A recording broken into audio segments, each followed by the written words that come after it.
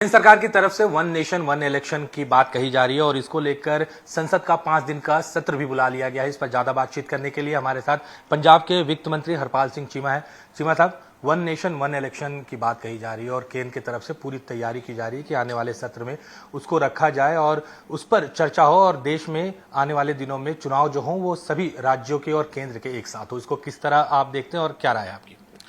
देखिए, मैं समझता हूं कि वन नेशन वन इलेक्शन ये देश के लिए बिल्कुल इसका ठीक नहीं है।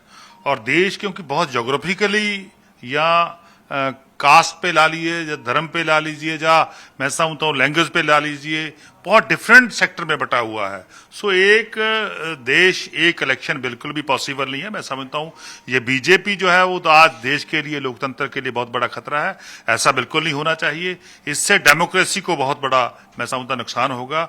और एक दिन में या एक समय पे एक स्टेप पे इलेक्शन होना देश के लिए भी बहुत बड़ा भारी होगा, क्योंकि इतने राज्यों में बहुत सारी पॉलिटिकल पार्टियां जो हैं लोकल इशू पे लड़ती हैं, बहुत सारी नेशनल इशू पे लड़ती हैं। सो मेरा मानना है कि बिल्कुल ये देश के लिए अच्छा नहीं होगा। इसको तुरंत वापस लेना चाहिए यदि ऐसा है।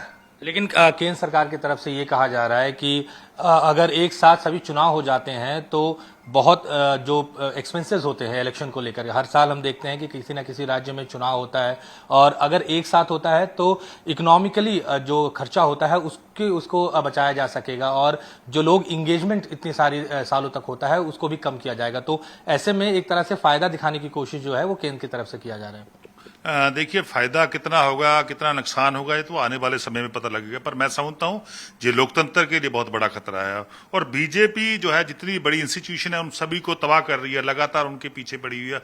एक एक करके खत्म किया जा रहा है। यदि मान लो एक हिमाचल प्रदेश है या आसाम है, वहां उनका जोग्राफिकली वो डिफरेंट है, वहां पे पॉसिबल नहीं है कि एक दिन में इलेक्शन होगा। कई ऐसे राज्य हैं जहां 5-5, 10-10 दिन में इलेक्शन होता है और उनका बहुत सारे स्तर पे एक डिफरेंट अपना ही जो है कल्चर है। सो मेरा मानना है कि ऐसा नहीं होना चाहिए। और आज पंजाब में 2022 में हुए हैं, आप एकदम चाहिए कि 3 साल के उसको खत्म कर दो, उसकी टर्नओवर पहले 2 साल के लिए पहले खत्म कर दो।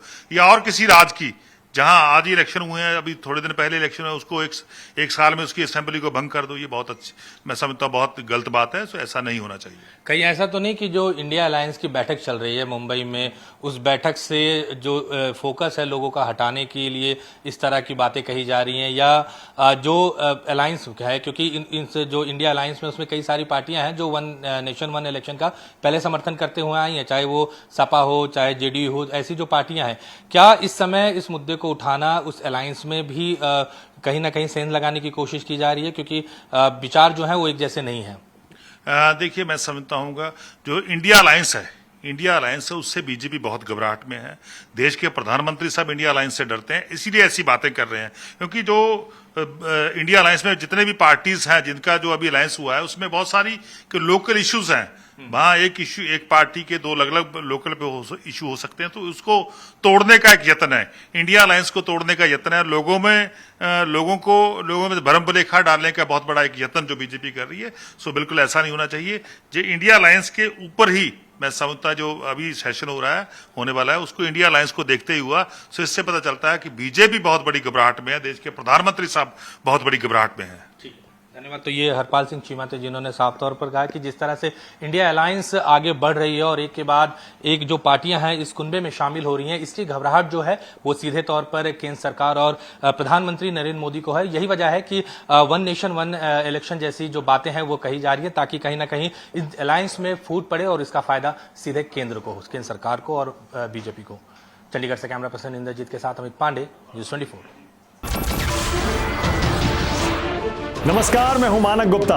अगर आपको हमारा ये वीडियो पसंद आया हो तो इसे लाइक और शेयर जरूर करें और हां, हमें सब्सक्राइब और फॉलो करना ना भूलें ताकि आप देश और दुनिया की कोई खबर मिस ना करें। तो जुड़े रहिए हमारे साथ और देखते रहिए न्यूज़ 24।